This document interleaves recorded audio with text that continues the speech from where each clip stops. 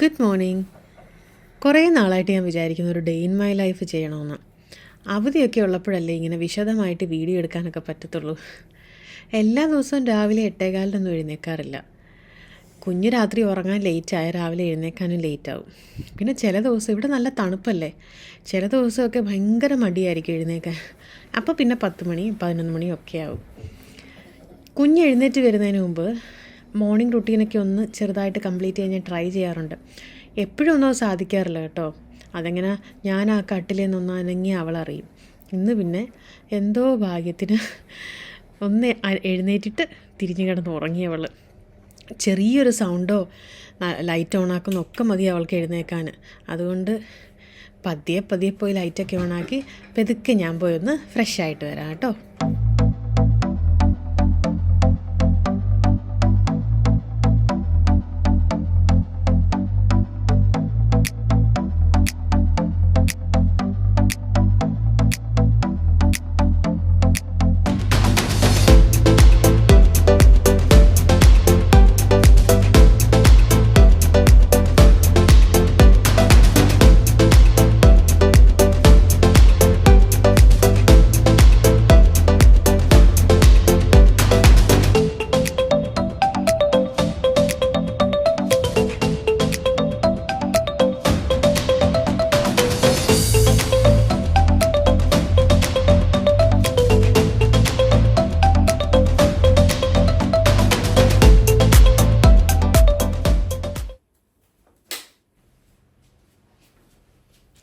ഇന്നത്തെ ബ്രേക്ക്ഫാസ്റ്റിന് പാലപ്പവും മുട്ടക്കറിയും ഉണ്ടാക്കാനാണ്.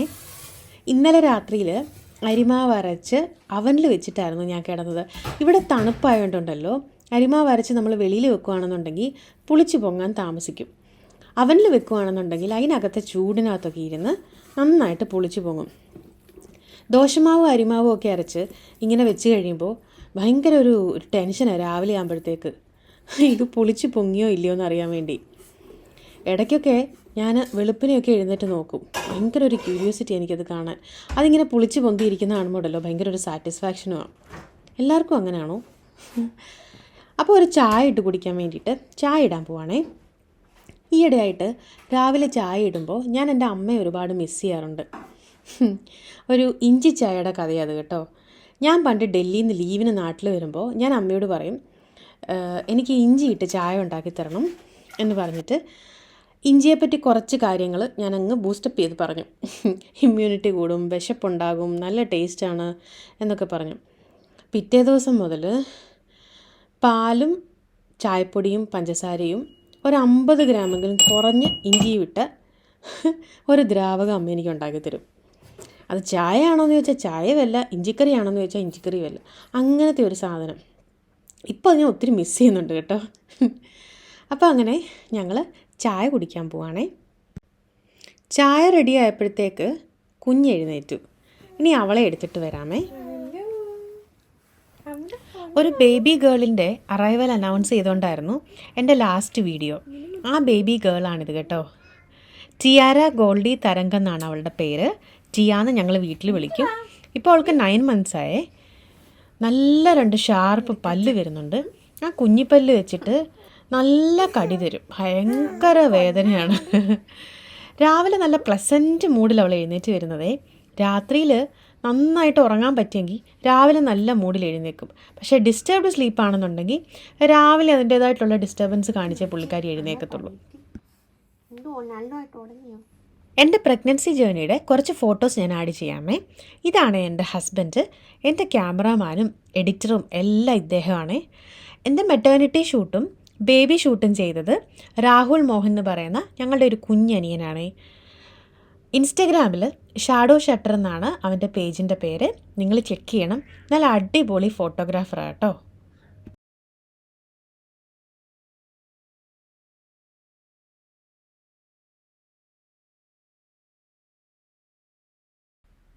കുഞ്ഞിനെന്തുകൊണ്ടാണ് ഗോൾഡി എന്ന സർനെയിം വെച്ചതെന്ന് കുറച്ച് പേരൊക്കെ ചിന്തിക്കുന്നുണ്ടായിരിക്കും. ഇംഗ്ലീഷുകാർ എൻ്റെ ഹസ്ബൻഡിൻ്റെയും സർനെയിം പ്രൊനൗൺസ് ചെയ്യാൻ കുറച്ച് ബുദ്ധിമുട്ടുന്നത് ഞങ്ങൾ കണ്ടിട്ടുണ്ട്. അപ്പോഴേ ഞങ്ങൾ വിചാരിച്ചായിരുന്നു കുഞ്ഞിന് നല്ല ഇംഗ്ലീഷ് ടച്ചുള്ള പേരിടുമെന്ന്. എൻ്റെ ഹസ്ബൻഡിൻ്റെ അച്ഛൻ്റെ പേര് തങ്കച്ചൻ എന്നാണ്. അപ്പോൾ ഞങ്ങൾ തങ്കച്ചനെ ഒന്ന് ഇംഗ്ലീഷിലാക്കി. പിന്നെ ഫീമെയിൽ കുഞ്ഞായതുകൊണ്ട് ഒന്ന് തങ്കച്ചൻ എന്നുള്ളതിനെ ഒന്ന് ഫീമെയിൽ വൽക്കരിച്ചു എന്നേ ഉള്ളൂ. അങ്ങനെയാണ് ഗോൾഡി നിട്ടത് കേട്ടോ. ഞാൻ വർക്ക് ചെയ്യുന്ന ഹോസ്പിറ്റലാണ് ഈ ലെഫ്റ്റ് സൈഡിൽ കാണുന്നത്. ഇവിടുന്ന് തൊട്ടടുത്ത് തന്നെയാണ്. ഒരു 7:15 ആകുമ്പോൾ പോയാൽ മതി. 7:30ക്കാണ് ഡ്യൂട്ടി സ്റ്റാർട്ട് ചെയ്യുന്നത്. ഈ നേരെ ഫ്രണ്ടിൽ കാണുന്ന ബിൽഡിങ് ഞാൻ UK വന്നപ്പോൾ NHS ഞങ്ങൾക്ക് 2 months ഫ്രീ അക്കോമഡേഷൻ തന്നിട്ടുണ്ടായിരുന്നു. ആ 2 months ഞാൻ ആ ബിൽഡിങ്ങിലായിരുന്നു താമസിച്ചത്. രാവിലെ നല്ല തണുപ്പായതുകൊണ്ടല്ലോ നല്ല രസമായി ജനലിൽ കൂടി ഇങ്ങനെ നോക്കി നിൽക്കാൻ. ഈ ജനൽ ചെറുതായിട്ടൊരു ഇച്ചിരി തുറന്നിട്ടിട്ടുണ്ട് കേട്ടോ, അതുകൊണ്ടൊരു ചെറിയ തണുപ്പൊക്കെ അടിച്ച് കയറുന്നുണ്ട്. നല്ല രസം കേട്ടോ രാവിലത്തെ ആ ഒരു തണുപ്പടിച്ച് വരുന്നത്. പക്ഷേ വെളിയിലിറങ്ങി നടക്കുകയൊക്കെ ചെയ്യുമ്പം ആ തണുപ്പൊന്നും അത്ര നല്ല രസമായിട്ട് എനിക്ക് തോന്നാറില്ല.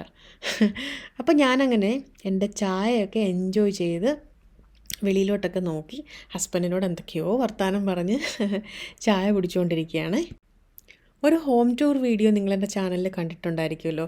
ആ വീടല്ല കേട്ടോ ഇതിപ്പോൾ ഞങ്ങൾ ആ സെയിം ബിൽഡിങ്ങിൻ്റെ തന്നെ 7th ഫ്ലോറിലാണ് താമസിക്കുന്നത്. ഇവിടുത്തെ റൂൾ അനുസരിച്ച് കുഞ്ഞൊക്കെ ഉള്ളപ്പോൾ നമുക്ക് സ്റ്റുഡിയോ റൂമിൽ താമസിക്കാൻ പറ്റത്തില്ല. അതുകൊണ്ട് ഞങ്ങൾ 1 bedroomലോട്ട് ഷിഫ്റ്റ് ആയതാണ്.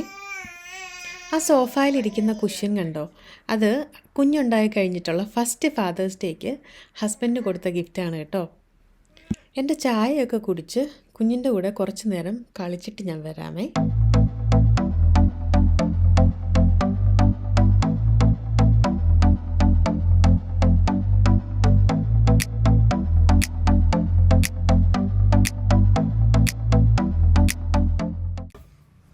കുറച്ച് നേരം കളിച്ച് കഴിഞ്ഞപ്പോഴത്തേക്ക് അവൾക്ക് വിശക്കാൻ തുടങ്ങിയേ.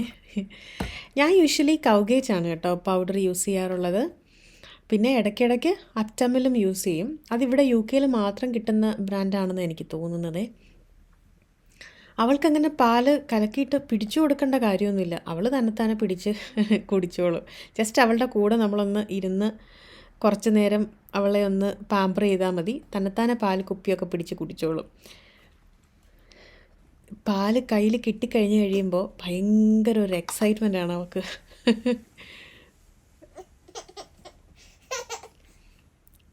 കണ്ടോ, അവൾക്ക് ഭയങ്കര സന്തോഷം പാലുകുപ്പി കയ്യിൽ കൊടുത്തു കഴിയുമ്പോൾ. പിന്നെ ഈ ഡോളിനെ കണ്ടോ, ഇത് ഞങ്ങൾ നാട്ടിൽ ട്രിവാൻഡ്രത്ത് സ്റ്റൈൽ പ്ലസ് എന്ന് പറയുന്നൊരു കടയിൽ നിന്ന് വാങ്ങിച്ച കേട്ടോ. അവൾക്ക് അതിനെ ഭയങ്കര ഇഷ്ടമാണ്. ഉറങ്ങുമ്പോഴൊക്കെ അതിനെ ഇങ്ങനെ കെട്ടിപ്പിടിച്ച് കിടന്ന് ഉറങ്ങുന്ന കാണാം. അതിനെ ഇങ്ങനെ ഒരു കൊച്ചിനെ അടുത്ത് വെച്ച് കിടത്തി ഉറക്കുന്ന പോലെയാണ് അവൾ അതിനെ കെട്ടിപ്പിടിച്ച് കിടന്ന് ഉറങ്ങുന്നത്. നല്ല രസം അത് കാണാൻ. ബ്രേക്ക്ഫാസ്റ്റും ലഞ്ചും ഒന്നും കുക്ക് ചെയ്യുന്ന വീഡിയോ ഞാൻ എടുത്തില്ല കേട്ടോ. അങ്ങനെയാണെങ്കിൽ ഇത് 20 മിനിറ്റിലൊന്നും നിൽക്കത്തില്ല. കുറേ ഉണ്ട് മെനു. ഞാൻ ദോശ, ചപ്പാത്തി, അപ്പം ഇതൊക്കെ ഉണ്ടാക്കുമ്പോൾ എന്താണെന്നറിയത്തില്ല, ഒരിക്കലും ഷേപ്പിൽ വരാറില്ല. ഇന്ന് പിന്നെ ആരുടെയോ ഭാഗ്യം നല്ലൊരു ഷേപ്പായിട്ടുണ്ട് അപ്പത്തിന്. നോക്കട്ടെ, കുഴപ്പമില്ല. അങ്ങനെ ഞാൻ ബ്രേക്ക്ഫാസ്റ്റ് കഴിക്കാൻ പോയി കേട്ടോ. ബ്രേക്ക്ഫാസ്റ്റിൻ്റെ കൂടെ ചായ കുടിക്കുന്ന സ്വഭാവം എനിക്കുണ്ട് കേട്ടോ. അതെങ്ങനെ മാറിയെന്നറിയാമോ? കല്യാണം കഴിഞ്ഞ് ചെന്നപ്പോൾ ബ്രേക്ക്ഫാസ്റ്റിൻ്റെ കൂടെ ചായ വേണമെന്ന് പറയാനൊരു മടി. രാവിലെ ഓൾറെഡി അവിടെ ഒരു ചായ കിട്ടും. എന്നാൽ ചായ ഇട്ട് കുടിക്കാമെന്ന് വിചാരിച്ചാൽ തലേദിവസം ചായ ഇടാമെന്നും പറഞ്ഞ് വലിയ ബിൽഡപ്പ് കൊടുത്ത് കിച്ചണിൽ കയറിയിട്ട് ഒരു 10-15 മിനിറ്റോളം ഞാൻ ഗ്യാസ് ഓണാക്കാതെ വെള്ളം വെച്ച് തിളപ്പിക്കാൻ വേണ്ടിയിട്ട് കുറേ നേരം വെയിറ്റ് ചെയ്തു. വെള്ളം തിളയ്ക്കുമെന്ന് വെച്ച് വെയിറ്റ് ചെയ്തുകൊണ്ടിരിക്കുക. ഇച്ചിരി കഴിഞ്ഞ് അമ്മ വന്ന് നോക്കിയിട്ട് പറഞ്ഞു, മോളെ ഇതിൻ്റെ ഗ്യാസ് ഓണാക്കിയിട്ടില്ലല്ലോ എന്നുള്ളത്. നാണക്കേട് കൊണ്ട് ഞാൻ ചമ്മിയൊരു പരുവായി. എന്താ ഞാൻ ഗ്യാസ് ഓണാക്കാത്തതെന്ന് എനിക്ക് ഇപ്പോഴും അറിയത്തില്ല. വെപ്രാളം കൊണ്ടായിരിക്കും, പുതുപ്പെണ്ണല്ലേ.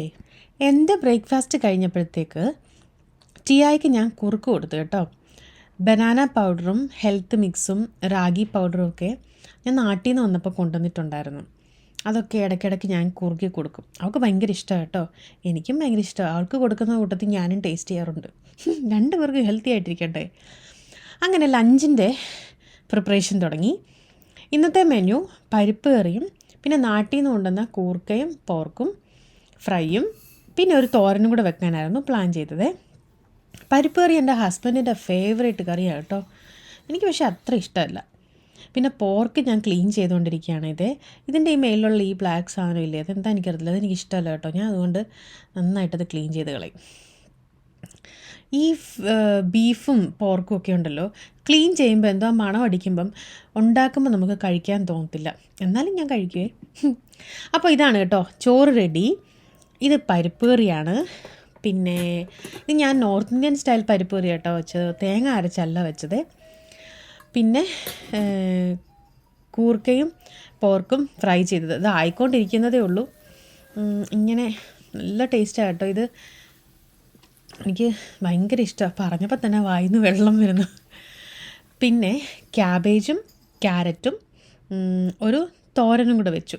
ഇതൊക്കെയായിരുന്നു ഇന്നത്തെ ഉച്ചക്കത്തെ ലഞ്ചിന് വേണ്ടിയിട്ട് ഞാൻ തയ്യാറാക്കിയത്. ലഞ്ചൊക്കെ റെഡിയാക്കി വെച്ചിട്ട് കുറച്ച് തുണി കഴുകാനുണ്ടായിരുന്നത് വാഷിംഗ് മെഷീനിൽ ലോഡ് ചെയ്തു.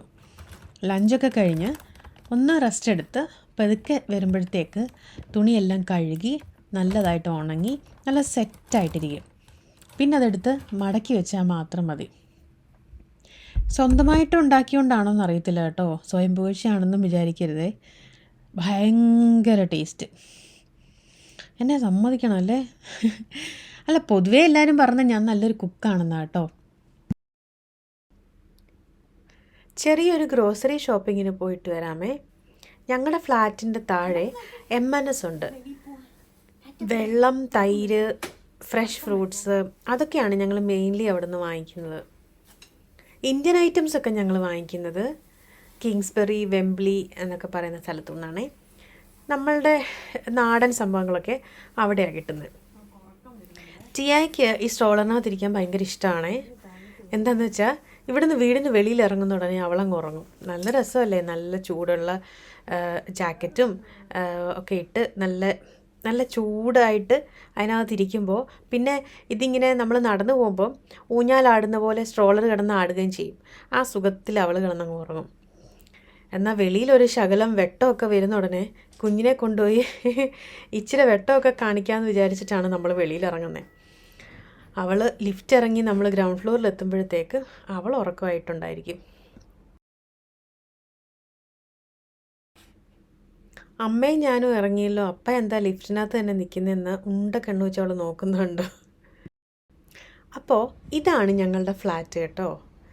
കോപ്പറ്റ്സ്വുഡ് ഹൗസ് എന്നാണ് ഞങ്ങളുടെ ഫ്ലാറ്റിൻ്റെ പേര്. ഞങ്ങളിതിൻ്റെ ഏറ്റവും മുകളിലത്തെ നിലയിലാണ് ഞങ്ങൾ താമസിക്കുന്നത്. ഇതാണ് അതിൻ്റെ ഫ്രണ്ട് വ്യൂ. ഇതാണ് ഞങ്ങളുടെ ഹോസ്പിറ്റൽ. ഇതിൻ്റെ ഒരു സൈഡാണ് കേട്ടോ, ഹോസ്പിറ്റലിൻ്റെ ഒരു സൈഡിൽ നിന്നാണ് ഞങ്ങൾ M&Sലോട്ട് പോകുന്നത്. അവളുടെ ഫേവറേറ്റ് സ്ഥലമായത്. ഇവിടെയൊക്കെ എത്തുമ്പോഴത്തേക്ക് നല്ല ഉറക്കമായിരിക്കും. നല്ല തണുപ്പുണ്ട് കേട്ടോ, ഞാൻ വിചാരിച്ചതിനേക്കാളും നല്ല തണുപ്പുണ്ട്. പിന്നെ കണ്ടില്ലേ, നല്ല ചെറുതായിട്ടൊക്കെ ഇരുട്ടി തുടങ്ങിയിട്ടുണ്ട്.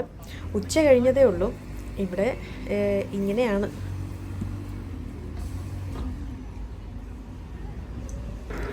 ആ ബാക്ക് സൈഡിൽ 2 ബസ് കിടക്കുന്നുണ്ടോ, അത് ഇവിടുത്തെ ഒരു ബസ് സ്റ്റാൻഡാണ്.